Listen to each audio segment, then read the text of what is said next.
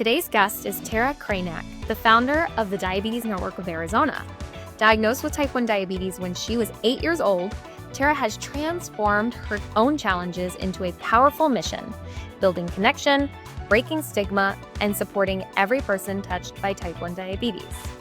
From launching Arizona's first and only family diabetes camp, to mentoring school nurses and dreaming up a mobile endocrinology care unit, the Diabetes Network of Arizona, or DNA, is doing some pretty incredible work. So, will you tell us a little bit more about your journey and your story with type 1 diabetes and what motivated you to start the Diabetes Network of Arizona?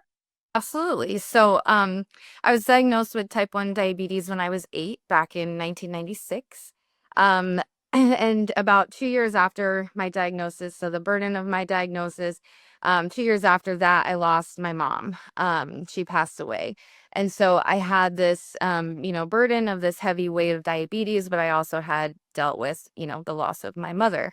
And so I actually was, grateful enough to not have to live in the system very long. And I went and lived with my aunt and uncle. So high school was a little rough for me. I was the only type 1 at my school, only type 1 in my family. So I got connected to camps. The incredible connection there was life changing. I actually met my husband there when we were 12, as teenagers. And so some of those friendships are still, super strong today. But what I realized was I felt alone a lot of my type 1 journey. Nobody at my school, nobody really understood type 1. And so that kind of allowed me, to grow into who I am. The camps, the relationships, all of that kind of shaped who I am today. But there was still something missing. There's still something missing that nobody should have to kind of carry this weight by themselves and feel alone. And so that's what led to, this idea and now a full-blown nonprofit of Diabetes Network of Arizona. Wow, that is so fantastic. And I know we know each other personally, so we've had several conversations around the origin of diabetes and why we do what we do. But I don't actually know that I knew all of those details. I do what I do now for the exact same reason because I felt like I knew no one in high school. I had no friends. I'm the unicorn of my family. It was lonely. It was really lonely, and it made it hard. But now, I mean, I'm anything but lonely, and that's because of camp, I have to say. So I love that. And I love that you have, again, taken the things that you've experienced and turned it into something, turned it into a reason, turned it into a way to help others. I think that's one of the most beneficial ways to really start something. So I want to know a little bit more. Well, I guess I want everyone to know a little bit more about the Diabetes Network of Arizona. So tell us a little bit more about what that unique approach is, or maybe how it's different from other diabetes organizations in the state. Yeah, we're really local focused. So we're trying to bridge this gap of things that are missing. So, large national organizations are really large and it's hard to get a person on the phone. It's hard to find that connection via web, via a text resource page, that kind of stuff. And so we're really trying to get into the community, get into people's houses, get people around each other, to create that sense of, you're not alone, that we can do this. And then one of the biggest things that I've learned in this community and creating this community is there's so much um, passion in all of us. It's just, it doesn't come together unless we are together. And so some of the biggest pillars that we're working on in the organization right now is, it's a broad term, but education and awareness. There's so much stigma. There's so much what people think type 1 is versus what it actually is. And then, there's this idea that spending 30 to 60 minutes at an endocrinology office every 3 months is enough, and it's not. This is a 24/7 disease. We make over 180 decisions a day. It's emotional, it's physical. And in those day-to-day lives is where people get lost. And so we're sending out the life raft to say, hey, you know what, you go see your doctor, you do your thing there. However, we are here every day. And not every day is the same. I have, great blood sugars one day, and then I have, I want to throw my pump in the trash and run away forever. So it's in those moments that we want people to feel connected to somebody. And so, you get diagnosed and the hospital, you get your insulin, you get your regimen, but what's missing is you're not given a community. And so that's where we're bridging that gap of creating that community to, get into people's lives and be present for them. I love that. I love that. I think we align on so many things when it comes to why we do what we do. And so the fact that you're breaking the stigma, creating awareness, educating, that's absolutely what I think is needed. We need more of that in this space. I don't know if there will ever be enough truly. So the fact that you all are doing that is incredible. So thank you. And I think, especially since you're so locally focused, I walk us through what kinds of programs or support you offer, or maybe how people can get more connected, whether it's an individual or families. Yeah. So we launched a program last year called Easy Healthy Fresh. And it was successful, but there's still a stigma about food and diabetes. And so it was a program that we launched. We hosted it out of Natural Foods, so all local organizations participated, and it was just a place for people to come and hang out and chit chat and get to know each other while preparing food. And then also, discussing how much insulin do you take for this, and what is this going to do to your blood sugar. So we kind of tried to take a backdoor approach to food and diabetes, but I still think there's a lot of work that needs to get done in the community. So we paused on that program for a little bit, but some of the major ones we're working on is school programs, educating school administrators, teachers, nurses, and then also getting them the tools that they need to actually care for a type 1. There's no, right, this, there's no, black and white. Every diabetic gets this paper and you fill it out, because that's not what type 1D is. Um, and so we're going into the schools and mentoring these staff and these nurses on the child or the youth individual care plan for diabetes. There's so many CGMs, there's so many pumps, there's so many different insulins. And so we partner with them, we mentor them, and walk side by side until they're fully confident to take care of and safely take care of that child. And so we're implementing little things in schools. Lockdowns are kind of a big deal in schools. And so what do we do with a type 1 who's, locked in here but needs to get to the nurse? And so we're implementing plans in schools. We're working closely with a couple legislators to just raise awareness. Hey, this is what it's actually like to live with type 1. I'm not sure if you're aware, but so providing that real-time education, we've invited them to our events. And so that's helped a lot. And we're not done. We're still working with them pretty closely. And then we're also launching more camps. Every day we keep getting notified more and more type 1s getting diagnosed, and all ages, super young, young adults, older adults. And so camps, we launched Arizona's first and only family camp for type 1 diabetics back in March of this year. Huge success. We had a wait list, and it changed people's lives. This is mostly for, kids that can't attend the youth camp, Camp ASDA. You have to be 8. So this was a great opportunity for families to go and experience camp, see what it's actually like to live, with diabetes day to day and having fun at the same time.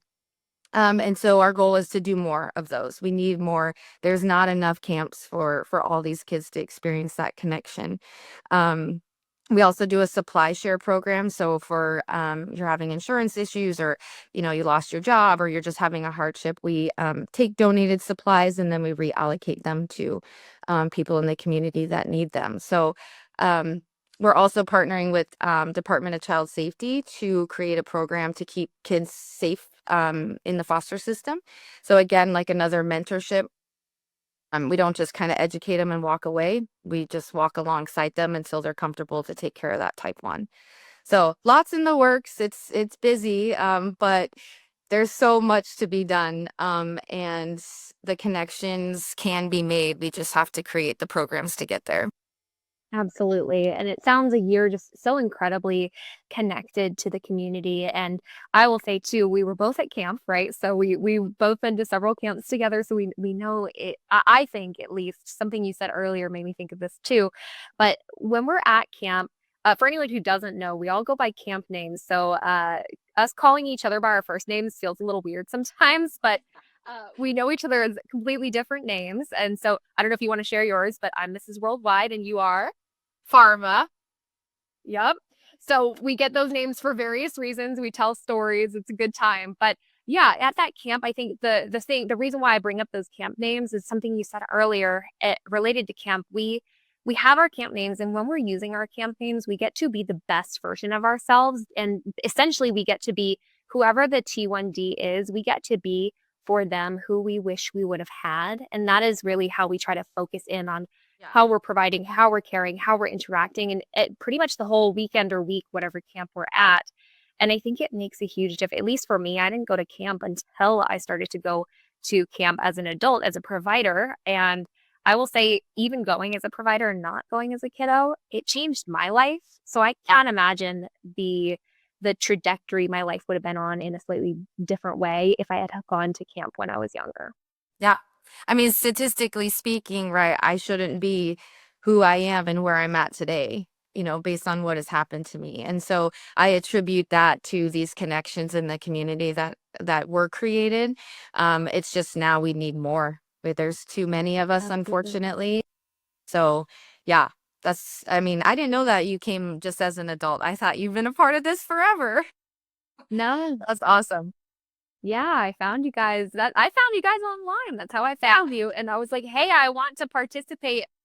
My sister-in-law moved to Prescott where camp has been held for the last few years. So my sister-in-law moved to Prescott, and I just wanted to visit her because I was getting FOMO about not seeing her every day anymore. And so I was like, hey, I'm gonna come visit you. There's also this camp. I'm gonna see if they accept me. And you accepted. And then I was like, oh, this is Yeah. cool. I worked with Toto to get there, another camp dietitian, which was super fun. And now camp is my family.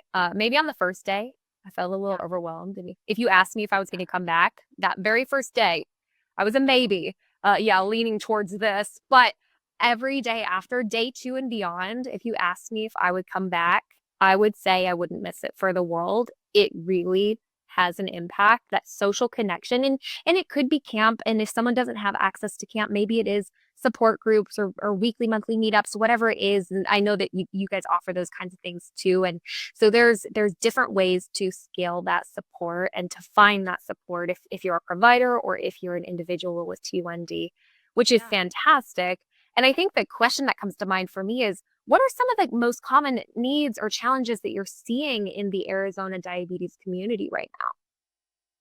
A lot of it is supplies, um, issues, whether it's insulin pump supplies. And so that's something that we're bringing to the legislators, like my forefront, is that this isn't easy. These supplies are not easy to get, and they're not affordable. And so that's honestly one of the biggest challenges. The other thing is that there's so many of us, and there's not a lot of data. There's not a lot of data to say, this is how many type 1D youths are in Arizona. And so we're trying to figure out where are the gaps, from diagnosis to endo offices to life. And we're trying to find all those and put bridges in places. And so that's why we just started. Like, we're just going to start doing things in those meetups, because camp's not for everyone. And we have such a wide range of ages of diagnosed type 1Ds. So those meetups that can be adult 21 plus events or could be youth events, to kind of, again, bridge that gap of maybe camp isn't for you, but we can still create that magic, throughout the year. And plus the year is kind of a long time to wait to see all your best friends again. So, um, but that feeling of loneliness, I'm alone, nobody else knows what I'm going through. Um, sure, we can't be in everybody's houses and be on their phones with them 24/7. And so another big part of our mission, which is a big problem in Arizona, is the stigma of what type 1D actually is.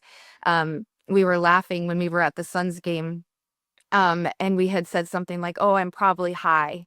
And the whole line of people turned around and looked at us, and we were like, I mean, the judgment, right, on their faces was astonishing. And it made, as confident as we are as type 1D adults, it made us kind of shudder and retreat a little bit because it was jarring at the judgment that they gave us when really that's just our terminology. That's what we live with every day. But to them, their judgment had come through. And so we want to change that stigma, get the community to be accepting.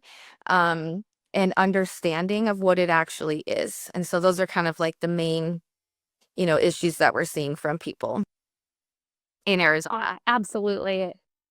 Wonderful. And if anyone's questioning it, by the way, if we're high, we have a high blood sugar. If we're low, we have a low blood sugar, unless we say we're low on snacks or something like that. High blood sugar, low blood sugar. That's what to know. So if you're a supporter of someone with T1D and you've been confused by that ever before, that's our clarification right here, right now. And I think the very cool thing that I'm hearing for you, again, is this interconnectivity, especially when you've worked with maybe some other healthcare providers or the legislative system, as you mentioned. And so, something that I'm kind of curious on your take about is I feel like when it comes to the complications of diabetes, I don't know if you got the list of like, you're going to die, you're going to lose a foot, this, that, and the other thing. But how do you feel like has that contributed to you being able to create change in Arizona in legislation with healthcare providers? And if so, how has that message been spread? Absolutely. That from the day of my diagnosis, they told me that I'm not going to live very long. I most likely will lose both of my feet. I will not be able to have children. I have to deal with this the rest of my life. And what has sparked it in me is I've done all of those things except lose my feet. I've lived longer than they said I was. I've had 3 children. I have both my feet. I have all my toes. And sure, are there little complications that stir up here and there? I'm not perfect by any means. But all the things that they told me that I could not do or that I was not going to be able to do, I have done that. And I think the stigma of that is gotten better, but I still think it exists. I think those things are still being told to the youth. And sure, is it important to be educated and have conversations with your type 1Ds? Absolutely, because complications do exist. But there's a bigger side to that, and that's what it's like to live your life with diabetes, not afraid of living with diabetes. Because I think that's what happens mentally is you're told all these things. And so for the longest time, I grew up thinking, well, why would I start a relationship and get married if I can't have kids? Well, why would I go do that if I'm just going to lose my feet? Well, I probably won't be here in 10 years. So why do all these things? And it kind of created this like emotional depression, if you will, in my mind, and especially in high school. And then as I kind of started bringing more type 1Ds around me and started living my life and doing all these things, I quickly realized that's actually not fully accurate. I can do these things. I will do these things. And so that's my mission, is to show people, look, I've been living with type 1D for this long. And I've had children and I'm living and I hike the Grand Canyon and I do all these things that everybody says like, oh, you can't do that. And I want others to learn that. I want to show, and we have a vast community. You've met them, right? You've met our friends. Like we have a very large population of type 1Ds that prove that right every day, that this does not hold you back, that you can do what you want to do, just in a little bit of a different way.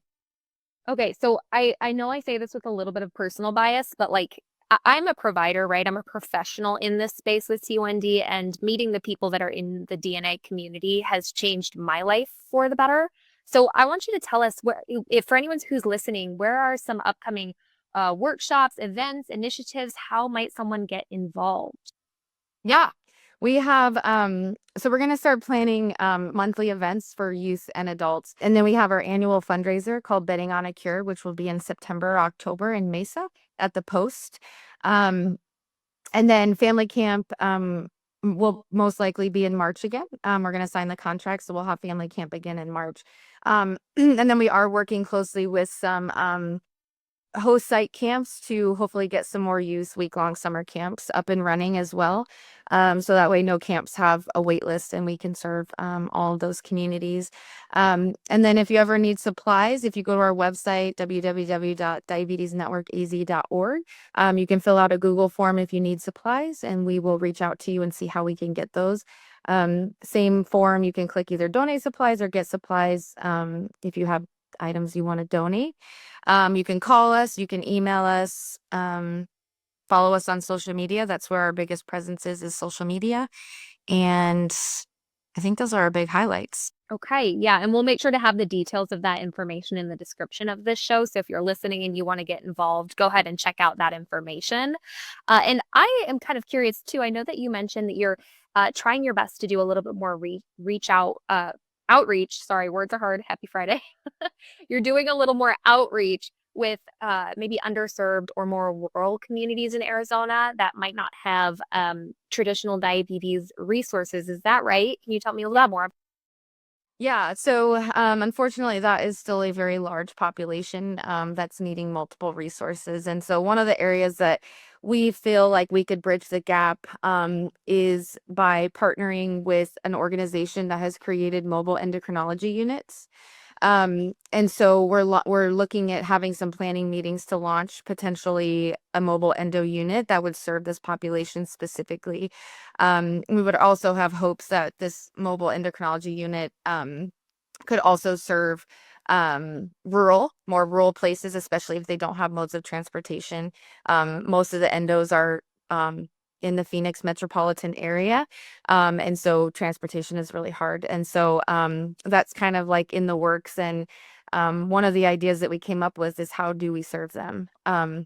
We've also been mailing supplies to them. So if you feel like it's local pickup only, know if you are farther away and you need supplies, we will mail them to you.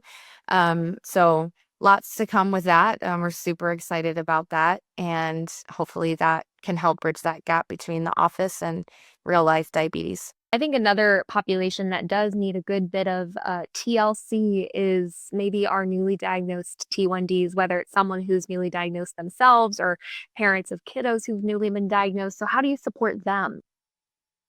We just try to like get in front of them, find them.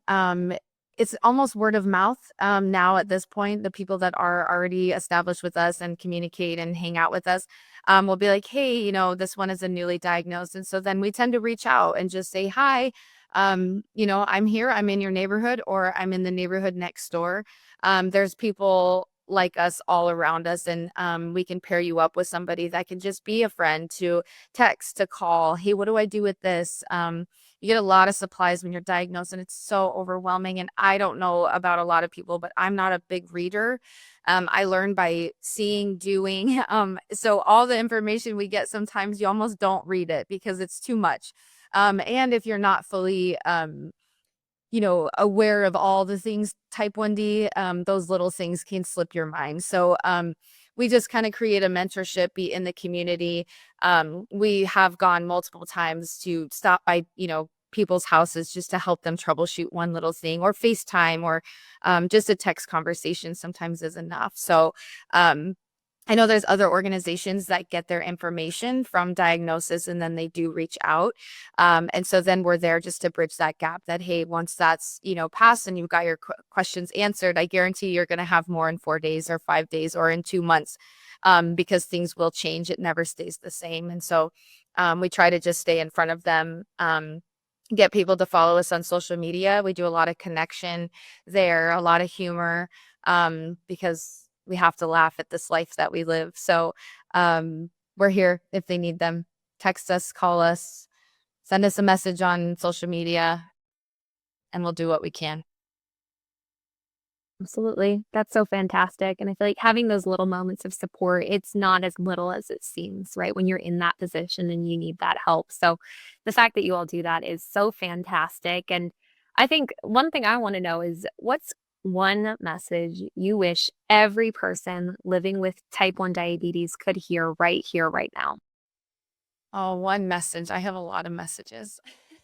That's okay. You can give us a few if you want to. I'm like, well, are we talking, how many times have we had this conversation in our personal lives where like, gosh, I wish just they would understand one thing.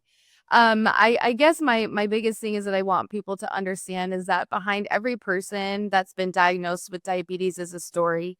They have a story, they're a person, and type 1 diabetes isn't who they are, it's just what they have.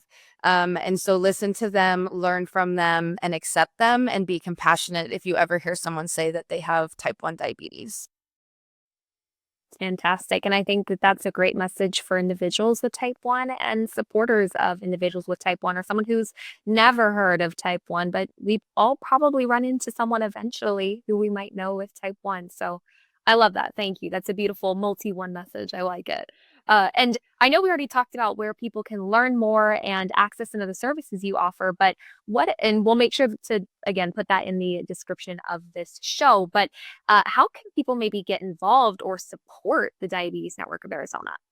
Yeah, we're gonna start launching some volunteer opportunities on social media or via the email thread because we have a lot of busy things coming up and that we need support for. So if you're interested in volunteering at our youth events, interested at volunteering at our adult events, we could definitely use bodies there to kind of help regulate traffic and participate in activities. We're always taking volunteers for family camp. And then also with our big fundraiser coming up, that's going to take a lot of bodies. So if you're interested or have a niche that you would love to share with your T1D community, we'd gladly love to chat with them as well. So, and then if we do those week-long summer camps, we're going to be very, very busy and need volunteers. So we are going to put a volunteer sign up just generically on the website. And then we'll reach out with any more specific needs, but we will also post the specific needs as well. So lots to come, Hershey. Absolutely. Oh, that's so exciting. There's so many opportunities here, it sounds like. And the fact that you're making this happen is fantastic. I know there's so many people who have put so much of their heart and soul and time and effort into this. But again, I just have to say that the Diabetes Network of Arizona is incredible. What you're doing and why you're doing it is incredible. And in case you haven't heard it today, you are incredible too. So Thank thank you you. so much. This has Right been back at you. fantastic. Absolutely. All right. Well, you've heard it from us here, whether we're Tara and Maddie or we're Farva and this is worldwide. Thank you for listening, and hopefully we'll find you in another episode. That's it for today, my friends, but the fun doesn't stop here. If you liked this episode and want more real talk diabetes support, come hang out with me on social. Just search Type 1 Type Fun, all words, or head to type1typefun.com for tools, tips, freebies, and real life resources you can actually use. And if this episode made you laugh, learn, or feel a little more seen, feel free to leave a comment, give it a like, share it with someone you love. But until next time, live empowered, be silly, have fun, and eat some carbs.